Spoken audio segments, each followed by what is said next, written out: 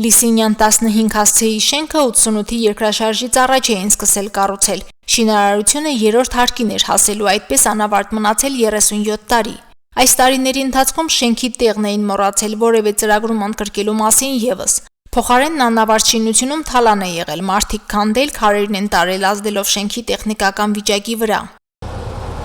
Անցած տարվա սեպտեմբերից քաղաքի կենտրոնական հատվածից հեռու 1000 ու մի խնդիրներ ունեցող մսի կոմբինատ թաղամասի Լիսինյան 15 շենքում շինարարություն է ընթանում։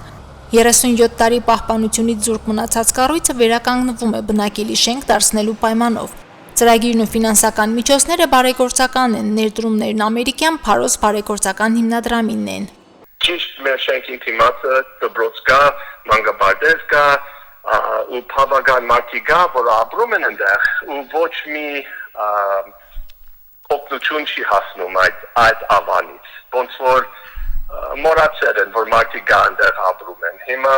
շատ ուրախ ենք որ այդ շենքը այդ թաղամասում է ու մենք կարանք աշխատենք այդ մոդիկ դպրոցներին հետ Բարեգործական հիմնադրամի տնօրեն Փիթեր Աբաջյանը շինաշխատանքների տեմպերից գոհ է։ Սոցիալական այս նախաձեռնությունը Գյումրիում այս պահին ընթացքի մեջ գտնվող միակ բնակարանաշինական ծրագիրն է։ Զուգահեռ ներսին եւ դուրսին կորձերը անում են շենքին վրա։ Այդ ամենին կարևորը այդ ամրացումները, որ պետք է անի երկաշարժի պաշտպանմանին համար արդեն արած է ու հիմա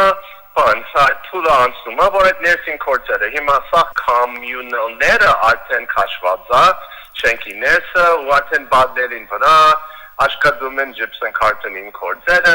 Շենքի վերականգնման ծրագիրը սկզբնական փուլում կազմվել էր 18 բնակարանի համար։ Այս 10 ամիսների ընթացքում նախագծային փոփոխությունների են գնացել ու որոշվել է եռահարկ շենքի վրա եւս մեկ հարկ ձեղնահարկի տարբերակով կառուցել։ Սրանով ամրացվող շենքում ավելացնելով եւս 9 բնակարան։ Լիսինյան 15 շենքը կունենա 27 բնակարան։ Շինությունից ավելացել է սկամասը։ Լերևէ պոլը նորից թազա մոնոլիտ բետոն են լցրել։ Միշնապատերն է, կվարտիրեկն է, բաժնեն առանձին կվարտիրեք։ Սի հիմնական պատ է արդեն կշարվի, ստեղ հիմնական պատ կշարվի։ Հարկերում ձևափոխություններ են եղել, միջնապատեր են շարել, սենյակներ ավելացրել, այնպես որ ամեն հարկում 3 հական, 1, 2 եւ 3 սենյականոց բնակարաններ լինեն։ Ներքին հարդարման աշխատանքներին զուգահեռ շինարարները արտաքին երեսապատում են անում։ Շենքի արտաքին պատերը կլինեն բարդակույն տուֆից։ Երեսապատումը շինարարները անեն, հետո շլիֆով կայարվելու, կա վերջնական տեսքի։ Շենքի ամրացման աշխատանքները կարելի ասել ավարտած է 90%-ով։ Մնում է 10% աշխատանքները, ներքին հարդարման աշխատանքները։ Մեկի կրիշը Իսկ ովքեր են լինելու սոցիալական բնակարանների շահառուն, հարցի լուծումը թողնված է հիմնադրամին, որի հանձնաժողովը քաղաքապետարանի հետ համաձայնեցված է որոշումներ կայացնելու։ Ընտանիքներին ընտրելու են անօթևանների հերթացուցակից։ Հանձնաժողովն ուսումնասիրելու է փաստաթղթերը եւ հիմնականում սոցբնակարանների շահառուներ դիտարկվում են տնակներում ապրող բնակարան երբևէ չստացած կամ վաճառած ընտանիքները։ Մենք պիտի գնանք մեր թիմով, պիտի մտնենք այդ տուները, որ ապրում են հիմա ու լրիվ պետք է այդ թուղթերը, բաները ստուգենք, նայենք, հասկանանք այդ ընտանիքները ով են, ինչու այդպես մնացել են դոմիկների մեջ, որ մենք բոլորս գիտենք, որ արդեն ով որ դուն ունեցել են երկաշարժին ժամանակ, արդեն դուն ստացել են միջև հիմա։